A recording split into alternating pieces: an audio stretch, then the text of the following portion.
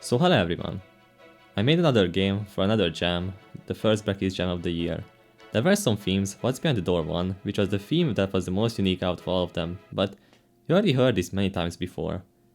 You clicked on this video to learn something new, not because you actually care about the game I made. So what went wrong, you may be asking? Let me walk you through the entire game and pinpoint every single mistake I made, so maybe you won't do the same. Let's start with the game idea. The theme, What's Behind the Door, immediately gave me ideas for an escape room type game where you have to go through doors that take you to a random room with a single exit. Each room has a unique objective and some dangers to make said objective much more difficult to finish. So far it all sounds good, right? But then I wanted to add the items to collect, similar to Lethal Company, to reward the player for staying longer in that specific room. And well, that was the first mistake of the game. On paper it sounds perfectly fine. It has a nice element of risk and reward, which is one of the main ingredients to make a game actually fun. But after the game was done, there were little to no incentive to actually collect these items. I knew something like that would happen, which is why I added a shop where you could buy a medkit to refill your health and coffee to boost your speed in the next room. But believe it or not, this didn't actually fix the core issue of the item collecting idea. Turns out, the main issue is much more complicated than just saying the player has no reason to collect these items. It was that most of the available time spent in the room was spent on completing the objective and finding the exit. By the time you were done with these, the enemies had already become a huge issue, as most of the rooms become harder to survive in the longer you stay there. The item collecting idea was flawed from the beginning, or at least it does in the way it's implemented currently. One way I could improve this without removing the entire idea is to implement an item scanning system where the player would have to just go to an item and hold the interact key for a certain amount of time until the scanning finishes. This would reward the player with some credits, but they wouldn't have to spend the time moving the items to the exit door, thus making the mechanic a lot easier for a new player. But this would again only fix one of the problems, as the incentive to scan items is still not there. Lethal Company solves this in a very sophisticated way with their quota system. If you don't know what that is, basically the players have 3 days to collect enough scrap to meet a given threshold of item value. Now, of course, I didn't want to completely rip off their game, so I couldn't just add something like that, even though it solves the incentive part by just forcing the players to collect items, because if they don't, well, their run ends. A very passive solution would be to just slap on a high score system and make the players compete against each other based on how many items you brought out of the rooms. This unfortunately doesn't work on a small scale, so it's out of the question. This is such a huge design issue that me and my friend, who gave most of the room ideas, could not fix.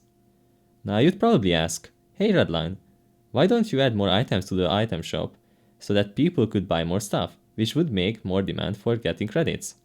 My answer to that is that on paper, it would help. However, there's one major issue with the shop as well. It's very hard to design an item that's generally useful for every single room. This limitation isn't artificial, by the way, it's part of the inventory and item system. The player can only grab a single item at a time, but you can throw multiple items through the doors to the next room. The not so obvious problem with this is that you don't actually know what the next room is going to be, so designing room-specific items will never quite work in the game. Let's say you bring an item for a specific room, but then it's not that room. Now you'd have to carry that item to the exit and complete the objective at the same time if you don't want to throw away that item you just bought. This is the sole reason to why I would have to design global items for the game, but it's insanely hard because each room has different enemies and objectives, unlike in Lethal Company. There, the issue doesn't exist, as each moon has the same objective and same enemies, so any item they add will be usable for most of the moons. I haven't even started talking about the rooms, and yet there are already 2 terrible design problems with the game. Collecting items is not fun, and the player generally doesn't have enough time for it. And the second one is that even if you collect items and get some credits for it, there are barely any items in the shop, as it's incredibly hard to make globally useful items for the incredibly varied rooms. There's one room and one room only in the entire game that doesn't really have any of these problems, and that is the Pillars room. The Pillars room is the single most balanced room in the entire game. The basic premise is that you need to bring 3 gems to the middle of the room while tentacle-like creatures roam around freely. These creatures can only hear the player, so they need to stay quiet and crouched the entire time. This can get the player in some very stressful but fun moments, and if you try running, chances are that you will die, so you have to navigate around carefully. Truly a well-designed room. Collecting items is also very easy on this map, as there's no time limit and the player can roll the gems on the floor, similar to bowling.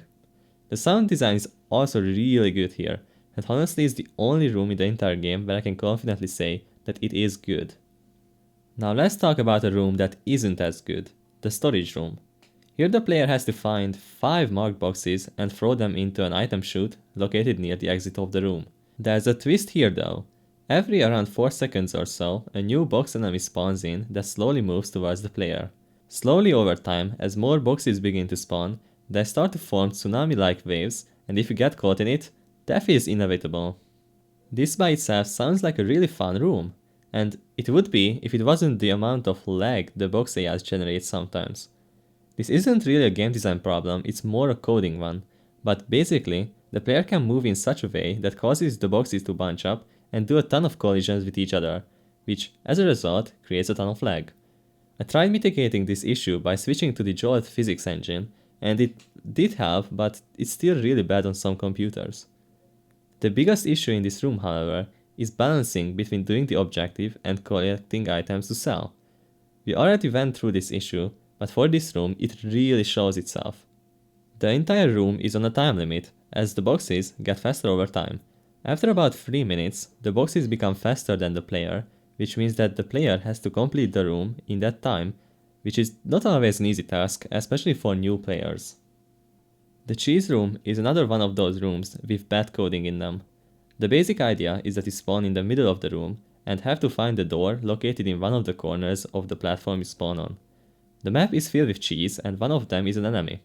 If the player doesn't look at the enemy's direction, then we start moving towards the player, indicated by a sound. If the player looks at the cheese for too long, a new one will get chosen. This room has 3 issues. The first one is that the cheese can be really easily cheesed by just spinning around really fast, as the enemy needs a bit of time to accelerate. The second issue is that the cheese can sometimes not kill the player because it's angled in such a way that the tip of the cheese wedge becomes visible on screen during the killing attempt. This obviously breaks the effect, and the only way to fix this would be to write my own implementation of a visibility check, as Godot's visible on screen notifier node doesn't seem to be designed for this sort of application. The third problem is that the entire cheese spawning handler seems to be completely broken in the current build. It's a complete spaghetti, and I don't know when it became such a mess. I would have to rewrite the entire thing from scratch to make it functional again. Okay, the coffee room is super simple. You grab the coffee, drink it, and the door opens. It's a really cool showcase of how the objective and the item use system works, and it's made me learn about signals, which are really cool in Godot. They are similar to Unity events, but they are super easy to set up, and you can connect signals via the editor, and it will even create a method to handle that signal in the selected script. So, Hazard is not a terrible room. It has a very simple premise. Find the door as fast as you can, because the wind on the surface damages the player every second. This room gets really easy if you know where you're going on the map, but the thick fog makes finding the exit really hard for new players. Right before the jam ended, I added some lamps to guide the player towards the exit, but this was still not enough. What I should have added is either a couple large signs pointing towards the exit, or a marker system that shows the exit if you use your flashlight near it. In fact, every single room would have benefited from that feature, but that idea was realized a bit too late for the jam. And yeah, that's basically the entire game. I'm not gonna tell you to play it because it's honestly that bad, but if you really want to try it out, it's in the description and tell me your opinion on it afterwards. This game wasn't a complete failure though, as I learned a lot about how Godot works and also how it doesn't. Signals are really cool and I will use them a lot more often now.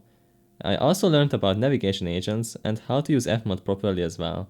So this project wasn't a total waste of time after all. But that's it for me for now. See ya!